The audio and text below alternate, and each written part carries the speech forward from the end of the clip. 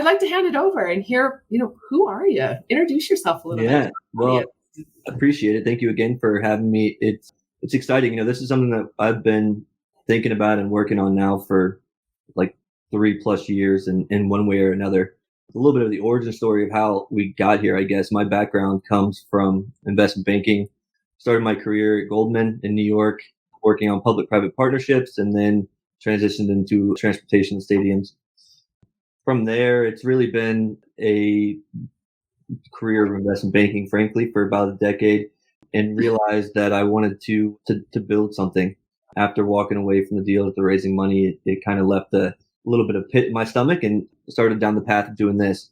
And really what it started as was a packaging company for cannabis brands and CBD companies, as well as farmers, developing retail lines for them to capture some of the direct to consumer margins, as well as doing branding and packaging for them. And in doing that, I realized that a lot of the CBD stocks of the farmers and labs that we were working with were going unused. And this was, like I said, about 3 years ago, shortly after the 2018 Farm Bill. And I had amassed a large quantity of stocks and then went to go find somebody to process them and realized two things very quickly. One, they were the wrong kind of stocks that I needed for what I was trying to do. We needed industrial hemp, fiber hemp versus cannabinoid hemp. And two, there was no processors here in the US. So it led us down the whole path of figuring out the supply chains and building a team around it. And really, that's where we are today. We have a team from 3 different countries working with us and are in Europe as well as the US. Woohoo! Shout out to your team. I'm crazy about so many of your team members, so that's awesome. But you said a couple of things that are really interesting to me. Out of necessity, I keep hearing over and over again, like people have become processors or started one branch of the business because of necessity, whether they were a farm and they needed to process or looking for an end product to secure their supply chain.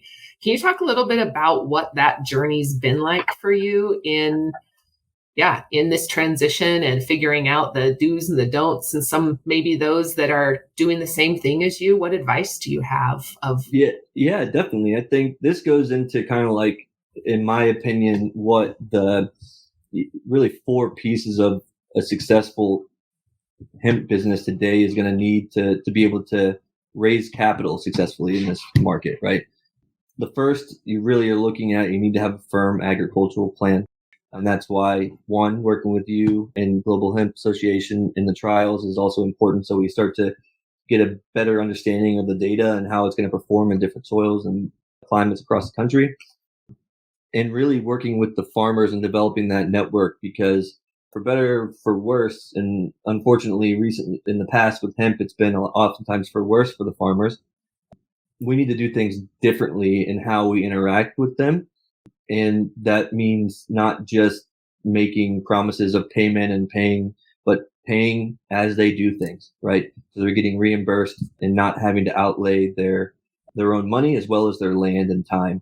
And that's something that I think is really important. And we're working hard with Burke James, our agronomist, as well as the rest of the team and the community to really come at this in not a brand new way, but just kind of not get bogged down by legacy things that, in terms of contracting with farmers, that if we're able to raise the money and do it in a way that limits the farmer's risk and enables us to attract better farming talent, that's what we're going to do.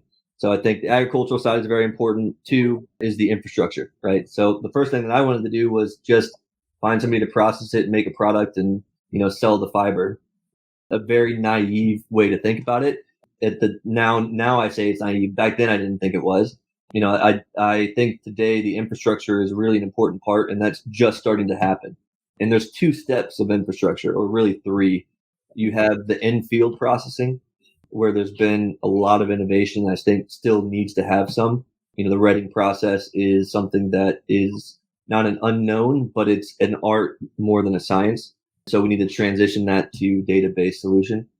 And anybody has a solution to that, we would love to talk about that.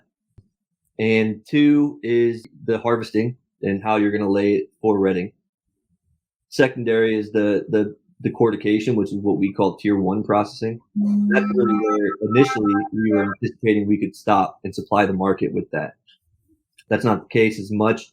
So in our first facility, what we're looking at is going to a mechanically refined bast fiber into a sliver for the textile industry. And for us, that's tell me what that piece is. I understand after decortication, what's sliver? So a sliver is basically like instead of the bast fiber, if you're familiar with how it's packaged coming off decortication and pressed bales, it'll be going through additional carding and and carding and combing. They're a little different, but the parallelization of the fibers is what it is. It's like a robe of unspun yarn, essentially. The spinners then take that, and the reason why they prefer a sliver over a pressed bale is you have significantly less waste from a sliver, waste material coming off when they're doing their blending. So it saves them time and money, frankly. Awesome.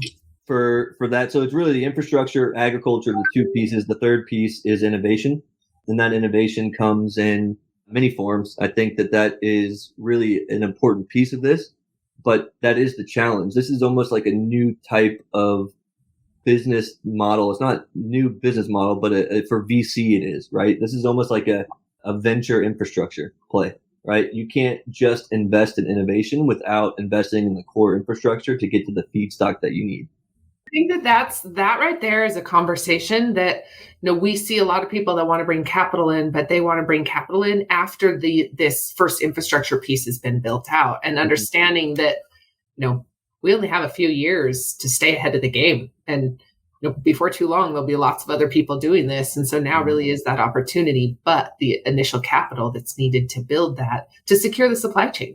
Yeah, that's really what it is, and I think you're going to start seeing more and more of that, where they like the IP in terms of VC, traditional VCs like IP, but that IP is not as valuable if you're having to ship a bunch of air across the ocean in low bulk density, meaning low bulk density product coming in as your feedstock that is not even onshore. And yeah, we're getting there, but there's not enough processors. Like we could have 10 of these things doing 4 tons an hour to 10 tons an hour across the country. And, ultimately I think we'll be able to find a home for that material. There's just so many different applications for it that we're excited about. So there's some comments going back and forth about cost, right? And cost competitiveness. Yeah. Can we address some of this? Like one of them was specifically that hemp is cheaper, and right. Is it? And what does that look like? Right. And that's a conversation that people come in and say, well, then why would I invest in this if it's not less expensive? And what are some of those benefits? And when you talk about setting up or speaking to the investment side and raising capital, right? Yeah. What is that message that bridges the gap? Yeah. And so I can tell you the value to, if you look at really, and the reason why this is important is we got to have hemp, not just because it makes sustainability sense, which we can go into why it's more sustainable than cotton. And the other piece of it is it needs to have a performance benefit. So hemp blended with cotton, the union fabric, if you will, is what it's called, has many performance characteristics that perform better than a only cotton garment. And that specifically is the permeability of the shirt, basically the breathability. That just goes to the structure of hemp versus cotton. Cotton has a hollow core essentially to it, where hemp is more solid and doesn't have that center wick, but it is more porous. So what you're seeing is hemp will draw the moisture and disperse the moisture more across the garment and the fabric, allowing it to evaporate faster, enabling faster cooling of your body. So there's technical applications of hemp fiber even beyond that, with its strength and everything else, that make it attractive and why they're willing to pay more. With that said, in a lot of the applications today, it's not being used for that because the quantities might not be into the level of it making that big of a difference. But that's not to say it's not going to evolve to that once the infrastructure is there. Right now, there is a lot of demand for domestic processed hemp from the textile industry and fashion industry specifically. And that's exciting. And I think that's one of the things that really gets us out of bed in the morning. Yeah, well, and that's what makes me so excited, right? I see a future of sustainability and profitability being in the same conversation. They're not mutually independent, definitely. And I think you're going to see a new type of business model coming out, I hope. And I think that where it's not going to be all digital forms of entrepreneurials, right? Like most of the VCs you've seen in the past have been internet based, and which is great. But I think we're starting to see a cycle that's coming back to the internet can't solve real world problems, meaning like, another app isn't going to make climate change or the sporadic weather patterns any better. But what we need are people who have the vision and not only create a product that is beneficial, but one in which makes the environment better and is actually a better product than what's out there currently using unsustainable inputs like petroleum or, whatever else. You're speaking yes, this is what excites me. And as with this recession coming, that everybody's talking about, and the shift of focus from, I don't want to say this out loud because I feel like I'm going to be shot. I live in like Silicon Valley area in Salt Lake, and where tech is very dominant. And there's this shift and this focus, like you said, from the tech space to manufacturing and localizing supply chain and securing our basic needs in rural areas, or giving strength. And so that really excites me about our opportunity with hemp, and that hemp isn't necessarily a standalone industry. It's a product that will fit into every single one of these additional verticals. And I get excited that we have a solution to localize manufacturing for plastics or construction materials, or, any of them, textiles. It gets pretty exciting. So, yeah. And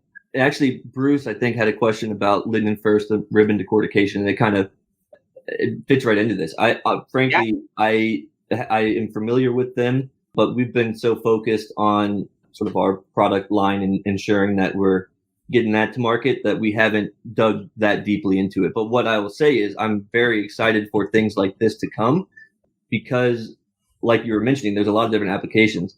Just because we're using decortication right now doesn't mean that in the future we're going to have that in every single facility that we make, right? There's a lot of applications, I think, that you could go straight to potentially even a hydrothermal type of reaction and getting to either a pulp or, whatever type of, potentially decorticating it through that methodology as well. There's definitely, I think, benefits for different applications, and that's really what we're going to be looking at in the future. What Bruce is talking about really excites me for the type of, like you said, material that's being manufactured. There were some questions about, can hemp be spun alone? Is it soft as silk? And with this, silk. I've seen there's a company that submitted a silk dress, basically, that was made out of hemp that competed and won in a beauty contest. Was it a bast fiber or was it a cellulosic synthetic? No, it was out of hemp. It was a hemp dried, but I'm not sure if it was, like, I don't know how it was spun, but I know, and I've seen some very soft, Okay, so this is actually 50% hemp, 50% cotton. Right. And so what I was thinking is, it definitely is possible if you're talking about like a lyocell type of material, right? So that would be where you're pulping it, dissolving it in dope, and then extruding and doing it that way, which is technically still hemp. But it's not the bast fiber. It's not the long, right. It's not the long fibers. And like I said, I'm not positive how they're doing it, but you look at, capabilities of how it's being used, and then being spun by itself, and the different type of spinning that's required compared to the blends with cotton and the equipment used. But yes, it can be spun by itself, right? And that's where I see this opportunity in this, ribbon decortication, because you get these long fibers that then can be separated and spun to a fine replacement for fiberglass. Yeah. I mean, I think that to me is there's so many different ways to skin the stock, if you will. Yeah. And I think there's definitely merit to all of them. And for the way I looked at it in terms of financing and trying to get to scale, was I needed to go and eliminate as many of the variables as possible, right? And so that meant kind of importing as much of the knowledge, know-how, and business model from Europe, right? When you're talking about getting things off the ground. And like I said, you have the agriculture is a variable, infrastructure is a variable, innovation is a variable, and then the big variable too is the offtake, right? So you have to go secure offtakes for all of this, and figuring out how do we address each of these different areas of the business and minimize the risk in all of it. And so the way we did that was going with equipment that we were able to get production and spec guarantees on the primary. And we're focused on what we call tier 2 processing for innovation and upgrading the bast fiber and the herd into other fibers, other products. That's the part that really excites me, right? That's where it really becomes unique. And I say, if we can get the raw material into the hands of these kids, they're going to change the world with it. And the technology that then will come in this tier 2 phase or phase 2 processing and, material science is pretty exciting. That's where I get giddy, because we just don't know what's capable. We don't know what we're capable of yet. Yeah, no, I agree with you. And it's what I hope is that, the primary decortication can act as, because it is profitable in the environment we're in. I hope that it acts as like a economic buttress, really, to get additional natural fiber processing capabilities. In the U.S. right now, we have mostly, we can process cotton, but in terms of bast fiber and other fibers, natural fibers, there's very minimal processing capability.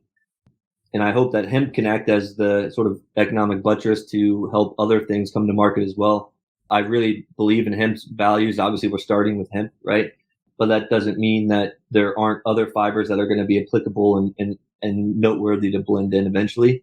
But we want to master one first. Yeah, for sure. Sure. Okay. So before we move on, I want to talk a little bit about the shift that we've seen in the industry, specifically around collaboration. Mm-hmm. But before we do that, can you talk to me a little bit? We did a just brief overview of who's on your team. Yeah. But I'd like to know a little bit, how did you build this team? Who's your advisory board made of as you were looking to grow the company? And, what were some of those key things you paid attention to when you added skill to your team? Yeah. So I'd say it's really just talking to as many people and networking as possible. I started this journey really focused on packaging, frankly, because that's what my initial business was. And we have a board member, an investor, who is the founder and president of a large packaging company that does a bunch of packaging for various brands and different verticals. And he introduced me to actually another board member, Julian Bobe, who is the co-founder and CTO of Cirque, which is a textile recycling company. Both of them are actually located in Danville, Virginia. And that's kind of the proximity. Rick introduced me to Julian. And then Julian introduced me to Klaus. Klaus is in the Netherlands, and in Europe, you probably all know him because he is everywhere. And has been instrumental in helping us to understand the market and really develop the relationships, both domestically, even though he's in Europe. He's done a great job that here in the U.S. as well as in Europe, and being able to get on the ground at the facilities that are doing it today and see it firsthand. And then our chief process officer, that is is another story too. That's actually good. He's an investor, but even more than that, he's my father-in-law. And so it's great to have him. He's been really instrumental, as well as Klaus in Europe. He was in the U.S. setting up our integrated master schedule and making sure that we're on track. He is the task keeper. I need one of those. Yeah. Air Force fighter pilot turned DoD contractor. So it's been great to work with him, and I consider myself lucky and privileged to be able to have that type of knowledge and skill set so close. And then the advisory board, has been fantastic. So we have 4 people on there. First, we have Dr. Grab from Cornell on the agricultural side. The next one that's been really important for us is Marty Clemens. Yes. Yeah, she is fantastic. She has introduced us to so many people, actually, including Burke. So Burke James, I mentioned earlier, is our agronomist, and we're excited to have Marty. We feel very lucky that she accepted. Then the next is Stephen Usden. He's a textile executive, works in recycling a lot as well as spinning. He spins with Geotex for Patagonia, one of his clients. And finally, we have Dr. Sandeep Kumar, who is the assistant dean and professor at the ODU biomass lab here in Virginia, who's been helpful in setting up different lab trials, etc. Very good. I love it. See, and I know half of them. I'm so a great team and very diverse. So talk to me a little bit about some of the key things you paid attention to when adding the board, when adding your team. So the way I kind of looked at the advisory board, what I looked at is one, just are they a good person and do we enjoy working with them? Because I think that life's too short not to. But more importantly, we were trying to address certain areas. And then there are other times where people like Marty, that is just helpful in pretty much every area. It's like that just is a no-brainer. I think anybody would have made that decision. And for me, it's a matter of the advisory board. You go to them for specific advice in certain areas. So we want to have that expertise and the ability to tap them if we need to know something. Like, so for instance, if it's a process related thing in spinning or a question on fiber quality, Stephen Usden is a very logical person for me to dial up quickly. If it's something to do on agriculture, Dr. Grab, obviously. If it's on the biomass side or a chemistry question, I'm either going to call Dr. Sandeep Kumar or just call Julian because he also is a PhD MBA. So. Cool. See, and these are the kinds of things like the diversity is so important.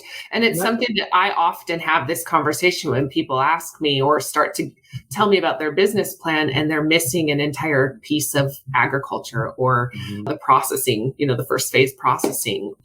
So I appreciate the team you've built. The one thing I would say too, and you mentioned diversity, and I do think we do have a diverse team. Our team ranges from 3 generations, which in multiple countries.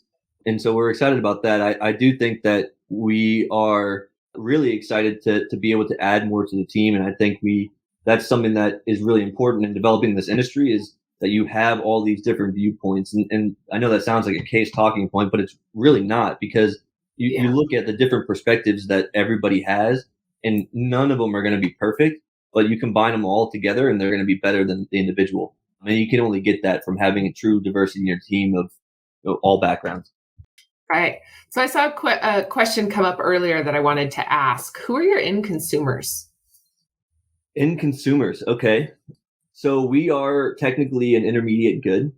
So our end consumers will be the spinners right now for the textile industry or essentially bioplastic companies, blenders, or even construction companies.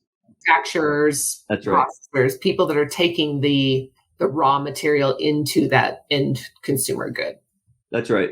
Eventually we do have, our goal is to be in a co-branding position where what we bring to the table is beneficial for the brands to be able to leverage for them, right? So if you look at the supply chain, the brands have the pricing power and they capture most of the margins. So in order to really capture some of those margins, you need to be on the front with them.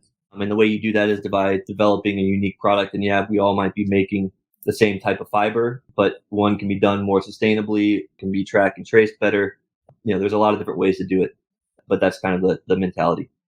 Gotcha. Okay. So I kind of want to shift a little bit, right? And talk about, where you see industry going and the collaboration and the shift that we've seen in collaboration over this last year. Yeah. And then maybe like a 3-5 year projection for the company and the industry. Yeah. I think I'd say I've been very pleasantly surprised, especially over the last several months, the shift. I think my talking points when we started talking several months ago, when we were talking about this, I said, or lack thereof for, cooperation in the industry. That's definitely changing. I think we're starting to see a lot more openness and willingness to kind of lift each other up and not just, I know people were saying that before and it was kind of all talk and people weren't actually collaborating. But I think IND, Hemp, and Ken are doing a great job at starting to facilitate a lot more of that actually too. And not to call them out specifically, but I think that's a good time to call somebody out for this is what we need, industry needs. And leadership, right? This really is leading by example. And an example you gave earlier is, that not only, working together, but how to not put each other out of business. Yeah. Like, where are those gaps, and where are some of those pain points? And this is a conversation I have, bring up all the time. What is that tipping point or that sweet spot for size of facility to maintain competitiveness as industry grows and scale and demand happens? And so that's definitely a challenging one, right? Because it's also going to be very dependent upon end market. I think you're going to have some end markets and boutique sort of applications that could be very successful at the single farm level and being able to produce sort of a niche product. When you start talking about scale and getting into large, and I'm just speaking about textile supply chains because that's what I know the most about, but you really need a lot more consistency than just even one facility would be able to provide, because of the feedstock variety that you're going to be getting in terms of for blending purposes, and ensure that you're going to be able to deliver the same stuff over and over and over again. Because if you're, for instance, you're going to be supplying somebody like VF or, so they make a canvas instead of being cotton, if we can get something for hemp that they don't want to have any variation in their canvas and a variation in the hemp fiber because it's only coming from one facility, even not just one farm. That would be unacceptable. So to attack these bigger supply chains that will have a tangible environmental impact over what they're currently using, that takes additional scale. And I think more than one facility. So even if you're doing 10 tons an hour in one facility, servicing 10,000 acres, that is enough to get you essentially like a pilot run and do a line with them, a test, and then basically you're going to have to get it into formal rotation. You're going to need to be able to prove that you can deliver the same product over and over and over again to their supply chain. And so that's what we're in the process of doing. I think it's, you can start small and build up, because right now you're going to be doing smaller runs of things anyways, as people start to adapt their own supply chains to incorporate hemp in it. So we're looking at 4 tons an hour in the first year in the first facility, and scaling to 7 to 10, depending upon, the offtakes that are around us.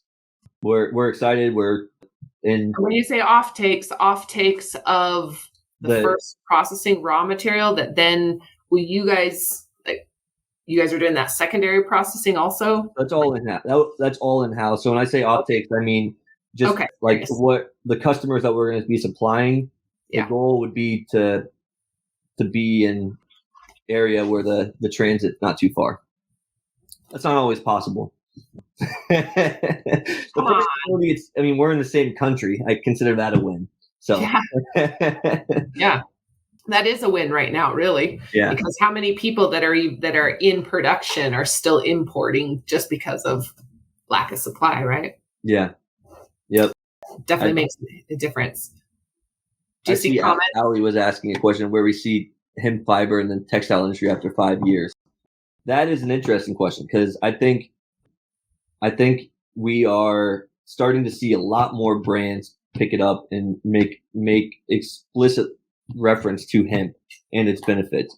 And I think once we have a true supply chain here in the U.S., that's only going to become more so. Right now, it's a bit of a niche product for the brands because of the availability of it, and they're only doing it at lower blend rates with cotton or whatever the other fiber is. That's going to change, I think, as the market builds up. I think you'll start to see a lot more hemp included in woven garments. So, not shirts, but like pants or slacks, something like that. And also, I think you'll start to see it a lot more in non-woven applications, which is still textile, not fashion, but textile. Sorry, my computer monitor is shaking all over the place. And I do think that it's going to be a larger percentage, but in 5 years, we're still going to be in the infancy. I don't think that we're going to be, I think, we'll be, I don't want to put predictions on how much hemp will be grown, but I think it's probably a good amount, but we're not going to make the same mistakes that were made with cannabinoid producing hemp and growing excess biomass without an offtake. And that's why I stressed on that. And that's not to downplay. I mean, I think that CBD has a lot of great benefits to it, but it's definitely caused some issues for the industrial side of things. Well, and reality is it's a small piece of this big market. That's right. Right? It right now feels like the market, but or to consumers it feels that way, and to us in here are like, guys, get up. Green, you got fiber. I mean, I'm very excited about all the applications, and I think, on the cannabinoid side, CBD does fantastic things, and I think it's going to continue to be a topic. You and I share the same opinions on the synthetics, but I think that's going to work itself out over time. And really, I think what's going to work that out is legalization of marijuana, and you'll see cannabinoid producing plants and then industrial plants. Okay, so there's a couple of questions that I want to bring up. One, well, first let me jump on John's question. So textile fiber production implies wet processing. Do you plan on integrating decortication with wet processing and secondary opening and pre-carding? Yeah, so I'd say you're right.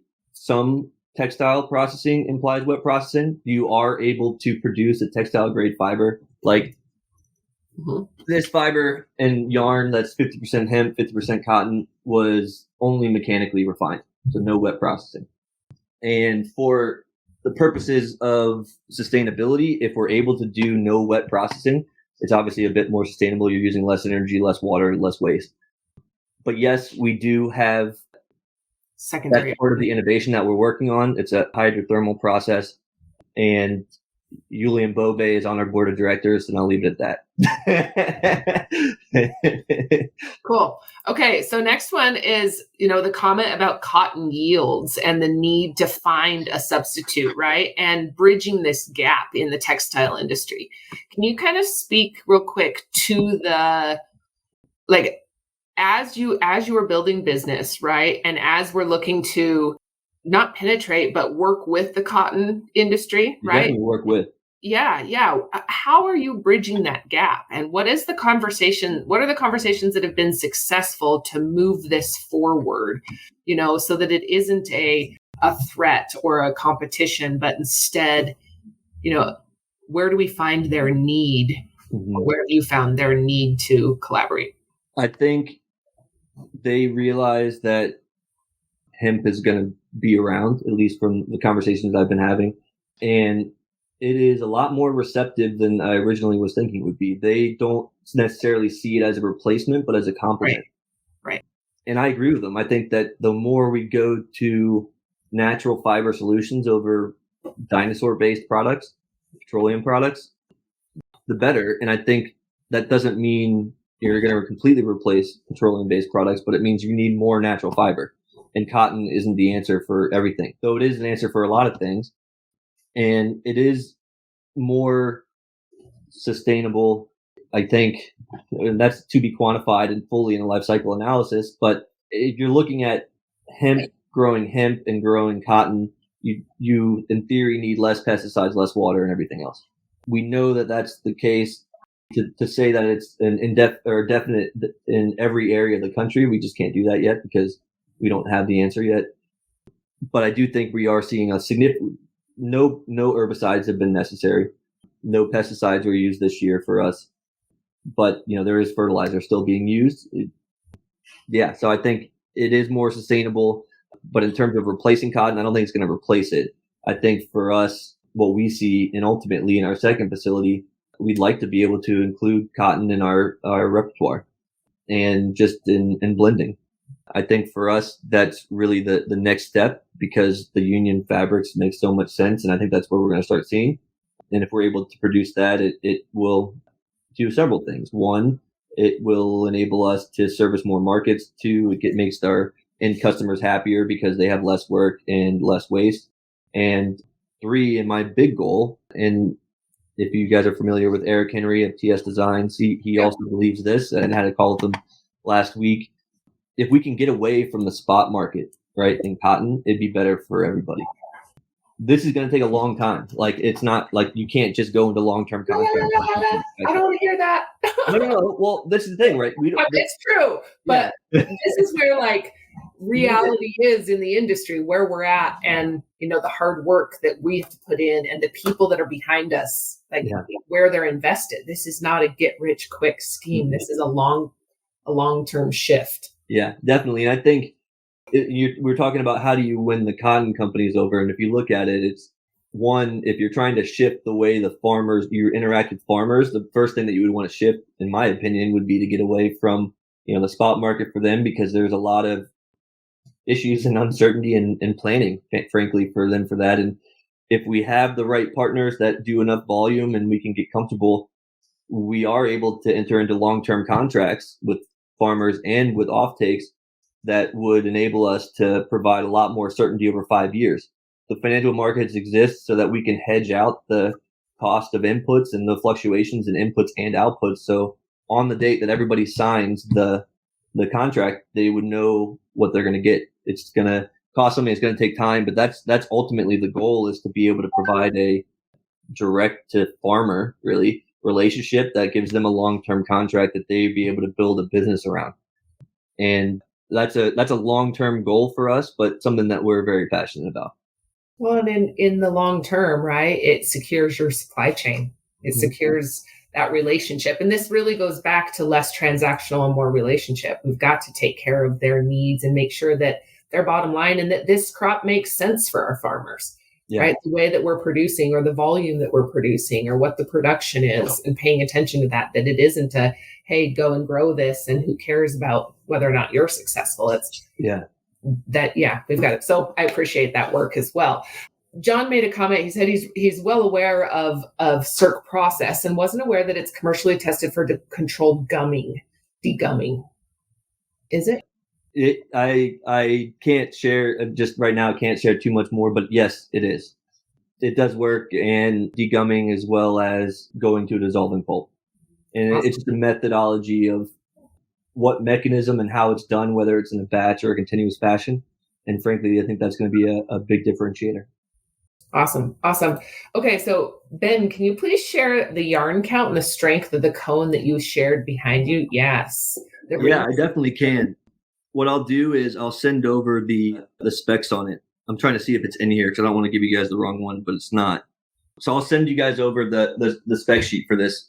Or Mandy, I'll send it to you, and maybe we can get it distributed out. We can tab it. Sure. And I want to give a shout out to all of our members and sponsors, FiberX for being an incredible sponsor on our fiber trials, fiber grain or fiber variety trials. And so I really appreciate everything you guys are doing. And then also to IND Hemp, we mentioned them earlier, equipment companies, Formation Ag, AgriLead, you guys are fabulous. And so thank you very much. If anybody else is interested in sponsoring any of our trials and or getting involved with the association, please don't hesitate to reach out. I would love to meet with you. You can find me at mandy@globalhempassociation.org or on our social channels or website. There's a contact us link. So don't hesitate. So yeah, heads up. I guess that's all I want to say. I want to meet with you guys. I'd love to connect with you. And then also, Ben, I'd love to interview some other people on your team. Yeah. I'd love to bring them on, highlight what they're doing, share the knowledge. I think that just like you said, this need to collaborate and, rubbing shoulders next to people that are doing the same thing as you that we would previously view as competitors is what's going to lift us and prevent us from making the same mistakes. And it's really what drove my passion to get into this. I saw extraction companies making the same mistake over and over again, and they didn't have a resource or a place to go. Or if they did, they weren't rubbing shoulders with their competitors to say, did that work? When did you hire? When did you bring somebody in-house versus outsourcing or whatever those questions were? And so, yeah, I appreciate your feedback on thank you. You've done a lot to bring people together, especially even over these trials and your recent farm visits. It's exciting to see. It's very fun. It just makes me giddy inside that we're doing this, you guys, and we collectively did this together, and we're doing it to raise the bar, and more importantly, set a foundation for future decisions. Right? Without good data, how do we make good business decisions? And so I think that's where it becomes pretty impactful. You had mentioned earlier something about technology. I can't remember what statement you said. You want to touch on some of the tech and some of the tech, advancements or AI you guys may potentially be looking into? Yeah, so I think there's multiple parts to it, right? So if you look at the different aspects of the business, you can look at tech for the agricultural side of things. And to me, there's a lot of interesting potential there. We're talking 10 years down the road. I think you can see a lot of automation in bales, picking up of bales. I think all of that can be done autonomously eventually. But in the immediate term, what we can do to better optimize our supply chain in the process is collect more data and collect it in a way that does not rely on the farmers to take samples, and one in which we can access from anywhere. So that's really what we're looking at, is remote soil monitoring and climate monitoring, so that we can have a better indication of what's needed for the soil pre-planting, as well as when do we start planting. And so that's really on the agricultural side, the first step. The second step on the processing side and infrastructure is going to be determining quality of stocks before decorticating, right? So you have an analytical way of doing it versus just the art of snapping, tasting, and smelling the stock. Because that's where it's at. Yeah, literally. I mean, we were just out, Klaus was a couple of weeks ago in the field and looking at the different ways that Europe is doing redding right now. And that's really it. It's an art. So that technology, I think, developing around stock management, once you have it in your warehouse, is going to be important. And then the secondary piece on the infrastructure before you get to new processes is really quality control. That's something that I think we can adopt from other industries, and we don't need to reinvent the wheel there. There's a lot of systems that are available via contracts, basically, that can step in. And I think, John, you're hitting on the right thing. I think wet processing is going to be the windows, if you will, of this industry. It's going to be kind of the bottleneck where a lot of the processes that go into it, that's ultimately going to be the one that I think has the most impact on the end market. That will allow you to develop a knit garment and have it basically be a drop-in replacement to cotton. And that's what a lot of people are looking for. And I think that's great. But I also think we need to make sure that we're actually doing something better for the environment too when doing that. And so that's where, we plan on doing a full life cycle analysis of our wet process to ensure that it still is better. I mean, we can say for sure it is with the mechanically refined, and I'm fairly confident we can with the wet process. But before we go to market and make claims like that, we want to make sure we have that data to back it up. Yes. Well, and I think that goes back to this data piece, right? Yep. Somebody said yesterday to me, well, what industries are lobbying against you guys right now if this is so great? Right? I think that the data piece becomes critical when we look in the future to claims that we continue to put out about hemp, and being able to say, well, look, what we actually have is this peer-reviewed data that can withstand consistent peer review, right? And yeah, what we don't need is people saying hemp is this solution for everything. That's right. And I say, like, hemp is this, solution to so many pieces. It is, yeah. It is not the end all be all, even though I eat, breathe, and sleep it. So many of you would probably think, well, she thinks it is. No, I mean, look, we're working with farmers, and we won't work with a monocrop farmer that only wants to farm hemp. That just, for us, doesn't make sense for many reasons. But imagine the disease pressure you're going to start seeing. And I mean, even like from the environmental standpoint, the soil wouldn't be good for anything else. But from a business standpoint too, they have a bad year. That you're out of a significantly larger portion of your feedstock than you would be otherwise. I forget, what were we talking about right before that? I got soil health was where I lost my train of thought just then. There you go. You too, huh? I was like, oh, Jennifer made a comment about soil health. I don't remember, Ben. Do you remember what else? We were talking about the fiber, sustainability. Oh yeah, the sustainability of it. That was really it. I mean, I think it's a matter of getting the farmers to grow multiple crops is important, and rotating those crops is important. So really, it's a matter of developing the relationship with the farmer and ensuring that they understand what your aim is, and really lay out a clear plan to help not only grow a successful crop, but leave their land in a better position than when they started working with you. Yeah. Well, this is where I become passionate, right? Is that we have that chance to change practices. We've got a reason to, add more, to transfer to a more regenerative practice or an organic practice. And hemp gives that solution to many farmers. especially adding it in and being able to control the weed pressure. So it gets exciting. And I am not a farmer. I mean, what I've learned is farmers speak and listen to farmers. And so I really appreciate the conversation and building an agronomist, having an agronomist on your team, because it changes the dynamic and the conversation. And yeah, I think it's another really important part. Do you have other comments? I saw you were looking at some comments. Do you have some? No, I was looking at what John said. You can pull that one up. Yeah. Higher value for the herd. Yeah, no, agree with you. And that's what I was saying, right? So the wet processing, that's not the focus, is a replacement for cotton. And I would say before we say that's what we're aiming to do, we need to have the data that says it's actually a better for the environment than cotton would be. I'm of the mentality that if it's something that you're looking to get for a performance reason, it can't just be using hemp because it's more sustainable. That's not always going to last. And I think, having a business model that's predicated on that is difficult in the long term.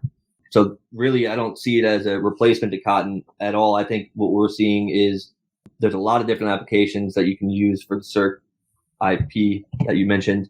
One in that is definitely on the upgrading of herd and other, short fibers, and talking about working with the farmers. Just because we're processing hemp, when talking about pulp, really the big thing is non-tree pulp, right? So we can use corn stovers, sugarcane bagasse, straw, all these things that our farmers in our network are also growing.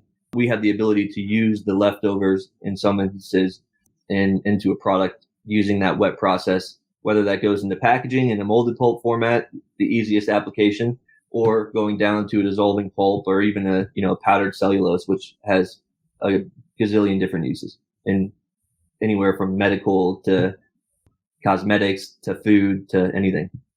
Nutrition, like this is that's a whole piece we hardly talk about. That's right. And then you also have the what right now would technically be a byproduct of the wet process, the lignin. I think you're going to see a lot of additional uses for that as it starts to develop, and we have more of it. Right now, there's definitely a lot of it from trees, right? But non-tree sources of it is fairly limited.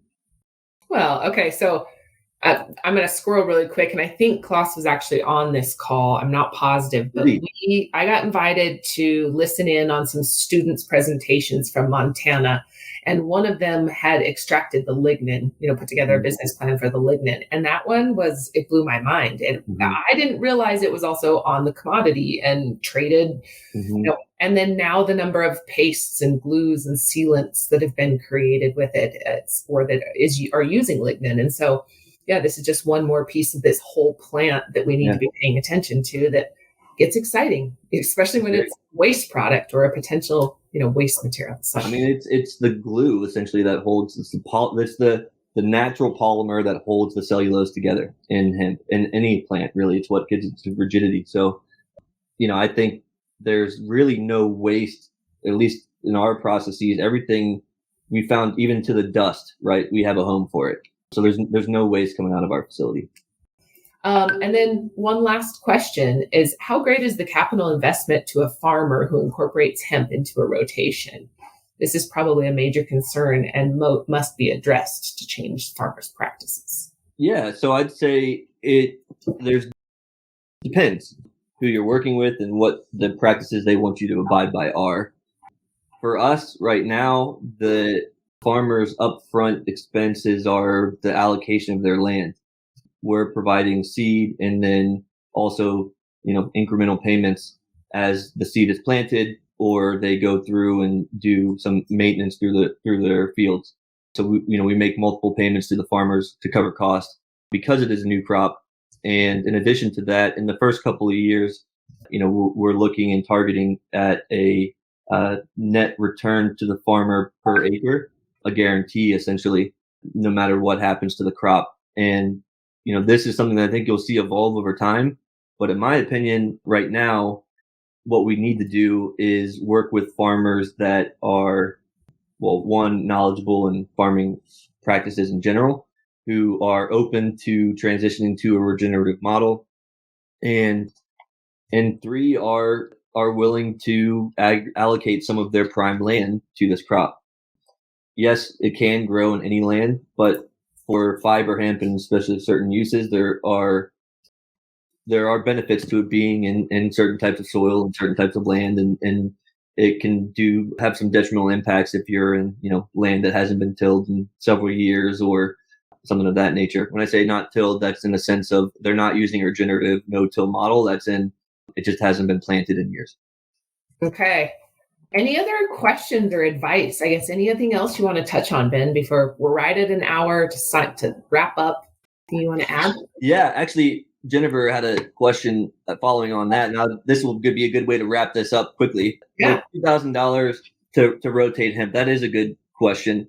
I think it will be dependent upon, again, your processing partner. I think a lot of that is able to be done if your processor is also contracting, they'll likely have the licenses that you can use and farm under. But that is state by state and something that needs to be addressed. But frankly, if you're talking about doing it long term and are going to be supplying any meaningful quantity, then that's something that your processor will definitely work with you on. Well, and I want to touch on this really quick. There are two campaigns out right now, Value the Seed and Hemp Exemption, that are working to help mitigate this, right? Both very different perspectives of the industry and what value, I guess where the value focus is for that exemption from that expense. Hemp exemption is really if you're growing for fiber and grain, then you mitigate some of those expenses or costs. And the other is if you're buying a certified seed, right? A certain certified seed. Both have pros and cons. I'd love to get into it someday with somebody if they want about where market is and what's valuable. I think, like I said, both have value, both just serve very different aspects of the market and the industry. So Jennifer, I'll give you some info, or if you want to connect, I'd love to send you over some links on both of those, because I think that is something to consider. Just like you said, if we're going to scale the industry, how do we reduce costs at the farm so that it is affordable? And I think the infrastructure, the equipment and whatnot, what we're seeing on the harvester side is there'll be either two things will happen. One, it'll be provided and used in a group of like a co-op type of arrangement, even though it has a lot of words. I just mean, sharing the equipment and funded that way. The expense, right? Yeah. Sharing and reducing costs so we can buy bulk seed and what I would like to see is that's a viable business model in and of itself. Having somebody come and be the logistics of harvesting to us would be a huge benefit. Because we're doing all that internally right now, and have Burke having to look at who's harvesting when, et cetera. If we have a company that their whole job is to ensure the operation of harvesting, we know that there's enough margin in there to make it help possible and profitable. And you can depreciate the equipment in 1 year, so it's also a tax benefit. Yeah. One other thing Dawn said, and then Jennifer, yes, I think you're exactly right as far as sharing the license and covering that for farmers, but it is an added expense. But as we get it up and going, keeping that expense away from the farmers often is, it's beneficial. It help you secure your acres. But how about getting the military to convert to everything made from hemp? I want to give a shout out to the military. They do have a call for, I don't remember what the term is that they use, but they're basically sampling supply chains and building supply chains to build out of hemp or make military uniforms or plastic missiles or That is, and if that happens, and I would love to see it happen because it makes a lot of sense in terms of why using it over other sort of synthetic fibers. There's a lot of combat reasons that make sense. But I think for us, it's really exciting because if they were to do it, they have to buy it from the U.S. And that means that the industry needs to be able to provide it. Right now, there's no infrastructure to do so. They are investing in that supply chain. Like the military has put out requests, and there are members of Global Hemp Association that are working on military contracts. I think it's fantastic. I love it. Yeah. So that's what's really exciting is like those things are happening, but the reality is, if that most recent report that came out from New Frontier Data that claims that we have 15,000 total acres of hemp fiber growing this year, that puts into perspective where we're at compared to where we need to be real quick. That sounds a little even high of hemp fiber specifically for this year. Well, how much of that is harvested now with floods and droughts, and how much of that got above knee high?